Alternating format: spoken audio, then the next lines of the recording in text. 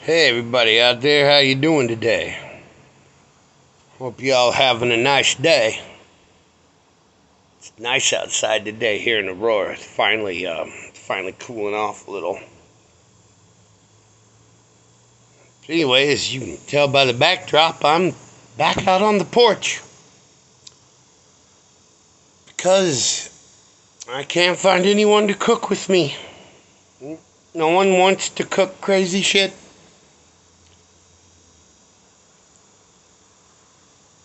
I don't know what it is. You know, you do amazing stuff like this. So anyway, today is story time in honor of my father, who is going live TV, talking about the same stuff I'm about to talk to you about: homicide, suicide, cleanup, and regulars. Homicide, suicide, cleanup, fashion story. I gotta tell you, if you're squeamish or if you're eating, you may want to go watch another video. Save this one till later. Yeah, 'cause this one's called The House of Blood. Now, I've seen a lot of crazy things with my dad doing homicide, suicide cleanups, and this one's gotta be up there on the top. Even though it was only our second or third bio clean.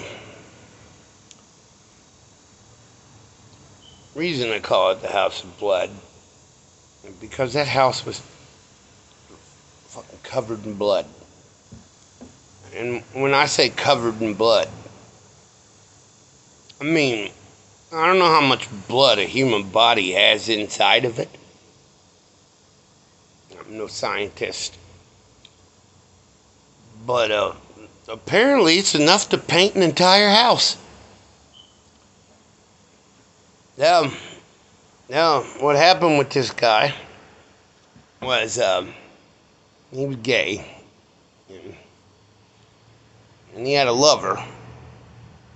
His lover got AIDS, died of AIDS. He had AIDS. Back in the late 90s, early 2000, it was that was a death sentence. They didn't know anything about it.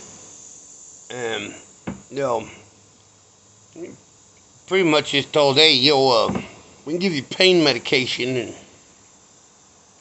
make it easy on you, but you're gonna die. So I guess he went home with that knowledge, as far as we can tell. He decided he didn't want to go slow like his buddy. So he decided to go into the medicine cabinet. Eat every pill in the medicine cabinet. I'm talking his old lover's medication and his.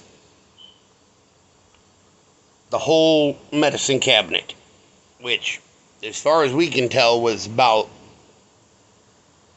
I think it was 40 or 50 bottles worth of medication. It was a lot. It was a lot of medication. It's neither here nor there, though. He walked around for the next, from what we could tell, 2 to 3, maybe even 4 days. Just walking around, throwing up everywhere. And other things. Like I said, the story's not pretty. And he realized he wasn't going to die. Now, so he goes back into the bathroom, cuts his wrist this away. Which, I don't know if any of y'all know this out there, but that ain't the way to do it. So he walks around the house, pumping blood everywhere he goes, like every heartbeat, like a squirt gun. And that's the beginning of him getting blood everywhere. So he spends the next, from what we can tell, 4 to 5 days. Really, I think 6. Just walking around, looking at photos, touching photos on the wall, and looking at photo books, and flipping through all his life and everything, I guess, him and his lover. And bleeding everywhere. He finally figures out he's not dying. So he goes back to the bathroom, grabs a razor. This time he cuts it this way. Which, please don't use this if you're thinking about suicide. Go get help. Do not cut your wrist this way. Even that's no guarantee, because this guy spent the next 4 to 5 days, and once again, I'd have to say, I think 6 or 7, walking around the house, bleeding to death. Just doing everyday things. And watching videos on TV of him and his lover that they have made with a camcorder, and looking at more photographs and photo books and photos on the wall. And you kind of tell at that point you're kind of starting to lose it, because you could see blood trails down the sides of the walls as he knocked picture frames over and kind of stumbled around. And sometimes he was crawling. You could visually see it on the carpet. It's disturbing, I know. And he finally figures out he's just not going to die. So he finally gets to his senses. And from what we can tell, he crawls down the stairs, crawls into his car in his garage, starts his car. He finally died of monoxide poisoning. And poor guy. Took him almost a month and a half to kill himself. So if you're depressed, for God's sakes, go get help. Don't try to take your own life. That is no way to go. And you could end up like one of my homicide, suicide cleanup stories. So remember, take care of yourself.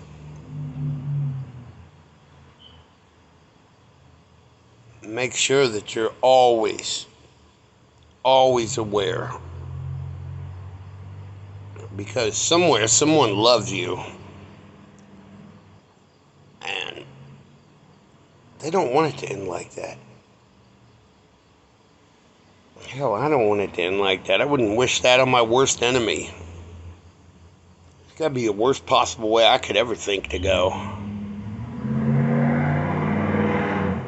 Boy, there goes that guy with that big ass truck. But yeah, this is once again in honor of my dad. He's gonna be talking about the same thing live on TV. I'll leave a link in the description down below. Yeah, that's the kind of things that make me happy. I'm a pool guy nowadays. I don't think I ever want to go back to doing homicide, suicide cleanups, and even talking about it still kind of freaks me out. But people want to hear about it, so guess I've got to talk about it. It's a part in my life that I don't think's ever going to be the same. But that's life, or the end of it, I guess. So I don't know how to deal with it still to this day. But I love y'all. Take care of yourselves. And remember, I love you. There's someone out there that loves you too. Don't ever stop believing it. We'll see you guys later.